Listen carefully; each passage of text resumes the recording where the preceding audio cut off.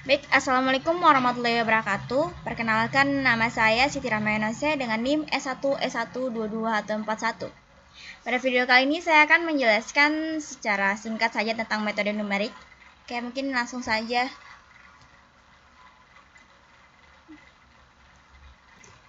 Oke, di sini saya akan menjelaskan pertama itu kita akan mencari tahu dulu apa itu metode numerik.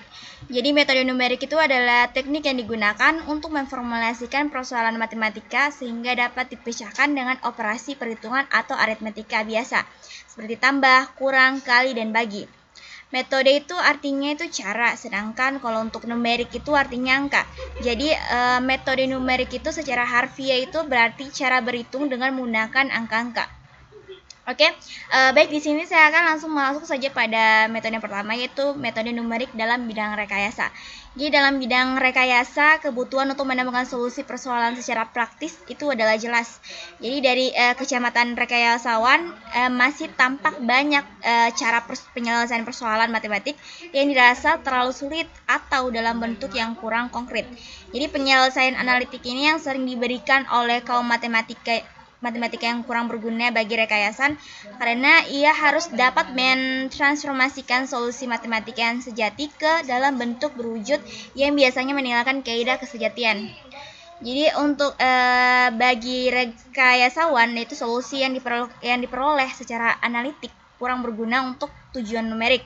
Jadi persoalan rekayasa dalam prakteknya itu tidak selalu membutuhkan solusi dalam bentuk fungsi matematika menerus atau continuous. Oke, baik, saya lanjut saja pada apakah metode numerik hanya untuk persoalan matematika yang rumit saja. Itu tentu saja tidak. Jadi jangan pernah berpikir bahwa metode numerik itu hanya dapat menyelesaikan persoalan rumit saja. Jadi metode numerik itu berlaku untuk umum, yakni ia dapat diterapkan untuk menyelesaikan persoalan matematika sederhana yang juga dapat diselesaikan dengan metode analitik maupun persoalan matematika yang tergolong rumit, itu yang metode analitik pun belum tentu dapat menyelesaikannya. Oke.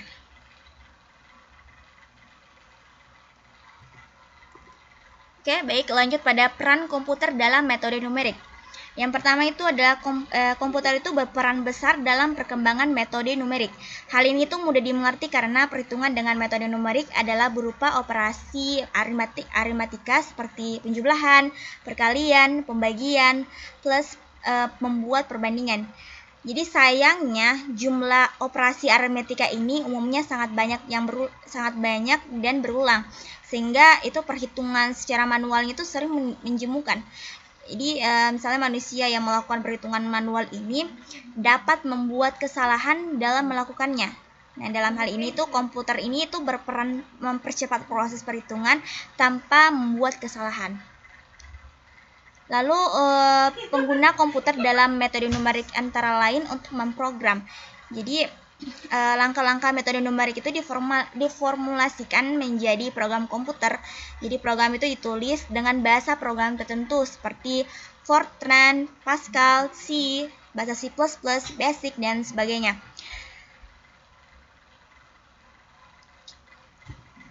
Jadi kemajuan komputer digital telah membuat bidang metode numerik berkembang itu secara dramatis. Jadi tidak ada bidang matematika lain yang mengalami kemajuan penting secepat metode numerik ini. Jadi tentu saja alasan utama penyebab kemajuan ini adalah perkembangan komputer itu sendiri. Dari komputer mikro sampai komputer Cray, dan kita itu bisa melihat perkembangan teknologi komputer itu tidak pernah berhenti atau berakhir.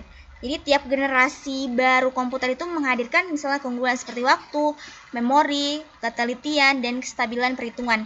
Jadi hal ini tuh membuat ruang penelitian itu semakin terbuka luas. Jadi tujuan utama dari peran komputer dalam metode numerik ini adalah pengembangan algoritma numerik yang lebih baik dan dengan memanfaatkan keunggulan komputer semaksimal mungkin. Jadi banyaknya algoritma baru lahir atau perbaikan algoritma yang lama didukung oleh komputer. Baik, kita masuk pada yang berikutnya, yaitu mengapa kita harus mempelajari metode numerik ini. Jadi kenapa kita, seperti sudah disebutkan pada bagian awal bab ini atau bagian bab sebelumnya. Jadi para rekayasa itu dan para ahli ilmu alam itu dalam pekerjaannya itu sering berhadapan dengan persamaan matematik. Jadi persoalan yang muncul itu di lapangan diformulasikan ke dalam model yang berbentuk persamaan matematika. Jadi persamaan tersebut mungkin sangat kompleks atau jumlahnya itu lebih dari satu. Jadi metode numerik ini dengan bantuan komputer itu membeberkan cara persoalan matematika dengan cepat dan akurat. Di sini ada beberapa alasan tambahan mengapa kita harus mempelajari metode numerik. Jadi yang pertama itu adalah metode numerik merupakan alat bantu pemecah masalah matematika yang sangat ampuh. Jadi metode numerik ini mampu menangani sistem persamaan besar, keninjalaran dan geometrik, kenirlanjaran dan geometrik yang rumit yang dalam praktek rekayasa itu seringkali tidak mungkin dipecahkan secara analitik. Yang kedua itu di pasaran banyak tersedia program aplikasi numerik komersil. Jadi pengguna aplikasi tersebut itu menjadi lebih berarti bila kita memiliki pengetahuan metode numerik agar kita dapat memahami cara pakai tersebut menyelesaikan persoalannya. Nah, yang ketiga ada dapat membuat program sendiri yaitu program komputer tanpa harus membeli paket programnya. Seringkali itu ada beberapa persoalan matematika yang tidak selalu dapat disesuaikan oleh program aplikasi. Nah, sebagai contohnya ini, misalkan ada sebuah program aplikasi tertentu yang tidak dapat dipakai untuk menghitung integrasi lipat 2 ataupun integrasi lipat 3. Mau tidak mau, kita harus menulis sendiri programnya. Jadi untuk itu, kita harus mempelajari cara pemecahan integral lipat 2 atau lebih dengan metode numerik ini. Baik, itu yang keempat, yaitu menyediakan sarana untuk memperkuat kembali pemahaman matematika. Nah, karena metode numerik ini ditemukan dengan menyederhanakan matematika yang lebih tinggi menjadi operasi matematika yang mendasar. Oke, baik, selanjutnya kita akan masuk pada tahap-tahap memecahkan persoalan secara numerik.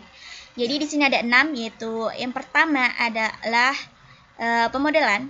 Itu pada tahap pertama ini yaitu pemodelan persoalan dunia nyata dimodelkan ke dalam persamaan matematika. Nah, seperti yang contoh pada bab yang sebelumnya.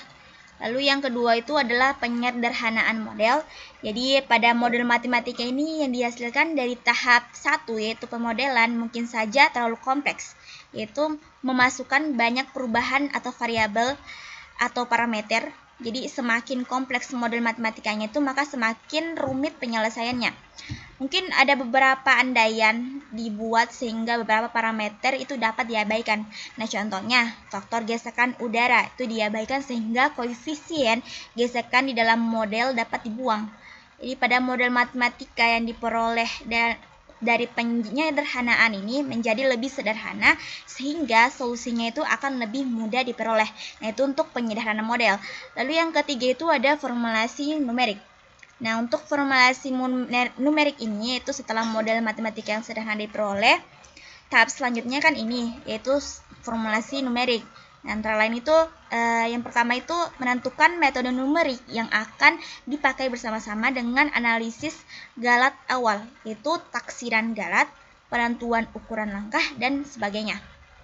Lalu untuk pemilihan metode itu didasari pada pertimbangan. Nah, pertimbangan itu apa saja? Yaitu pertimbangannya ada apakah metode dari penilaian tersebut teliti. Lalu yang kedua, apakah metode tersebut mudah diprogram dan waktu pelaksanaannya cepat. Lalu apakah metode tersebut tidak peka terhadap perubahan data yang cukup kecil. Jadi untuk menyusun algoritma dan metode numerik itu ya dipilih secara baik. Lalu ada untuk pemrograman. Nah, untuk pemrogramannya itu yaitu tahap selanjutnya adalah menerjemahkan algoritma ke dalam program komputer dengan menggunakan salah satu bahasa program yang dikuasai. Lalu yang kelima itu adalah operasional, yaitu pada tahap ini program komputer itu dijalankan dengan data uji coba sebelum data yang sesungguhnya. Lalu yang terakhir itu ada evaluasi. Jadi tahap-tahap pemecahkan persoalan secara numerik yang terakhir adalah evaluasi. Jadi bila program sudah selesai dijalankan dengan data yang sesungguhnya, maka hasil yang diperoleh diinterpretasi. Jadi nanti interpretasi itu meliputi analisis hasil run dan membandingkannya dengan prinsip, dasar, dan hasil-hasil empirik untuk menaksirkan kualitas solusi numerik dan keputusan untuk menjalankan kembali program dengan memperoleh hasil yang lebih baik. Nah, itu dia tahap-tahap memecahkan persoalan secara numerik. Lalu kita akan lanjut pada peran ahli informatika dalam metode numerik. Jadi yang pertama itu adalah kita akan melibatkan para pakar di bidang persoalan yang bersangkutan. Jadi kalau persoalannya dalam bidang, misalnya nih persoalannya itu dalam bidang teknik sipil, maka orang yang dari bidang sipil lah yang menurunkan model matematikanya. Nah, misalnya juga kalau misalnya itu persoalannya menyangkut pada bidang teknik kimia, maka hasil dari teknik kimia lah yang mempunyai kemampuan untuk membentuk model matematikanya. Lalu di manakah peran informatikanya? Jadi orang informatika itu baru berperan pada tahap yang ketiga, yaitu yang tadi pada tahap yang ketiga itu formalisasi numerik, lalu pemrograman dan operasional. Jadi agar lebih memahami dan menghayati persoalannya, sebaiknya itu orang informatika juga ikut dilibatkan dalam memodelkan. Namun perannya itu hanyalah sebagai pendengar. Nah, untuk tahap keenam yaitu evaluasi itu memerlukan kerjasama informatikawan dengan para pakar yang bersangkutan. Jadi bersama-sama dengan pakar-pakar itu, informatikawan itu mendiskusikan hasil numerik yang diperoleh, maka nanti akan ditahu apakah hasil tersebut sudah dapat diterima, apakah perlu dilakukan perubahan parameter atau dan sebagainya. Nah, oke, di sini kita masuk pada perbedaan metode numerik dengan analisis numerik. Nah, jadi untuk persoalan tertentu tidak akan cukup jika kita hanya menggunakan metode untuk memperoleh hasil yang diinginkan. Jadi kita juga perlu mengetahui apakah metode tersebut memang memberikan solusi lampiran dan seberapa bagus lampiran itu. Jadi hal ini itu melahirkan kajian baru yaitu analisis numerik. Jadi untuk metode numerik dan analisis numerik adalah dua hal yang berbeda. Kenapa? Karena metode adalah algoritma menyangkut langkah-langkah penyelesaian persoalan secara numerik. Nah, sedangkan analisis numerik adalah terapan matematika untuk menganalisis metode. Nah, jadi dalam analisis numerik, hal utama yang ditekankan adalah analisis galat dan kecepatan konvergensi sebuah metode. Teorema matematika banyak dipakai dalam menganalisis suatu metode. Jadi jadi di sini kita akan memasukkan beberapa materi analisis numerik seperti galat metode dan kekonvergenan metode.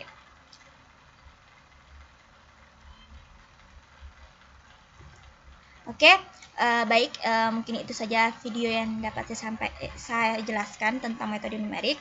Kurang dan lebihnya mohon dimaafkan. Saya tutup dengan ucapan wabillahi taufiq wal hidayah. Wassalamualaikum warahmatullahi wabarakatuh.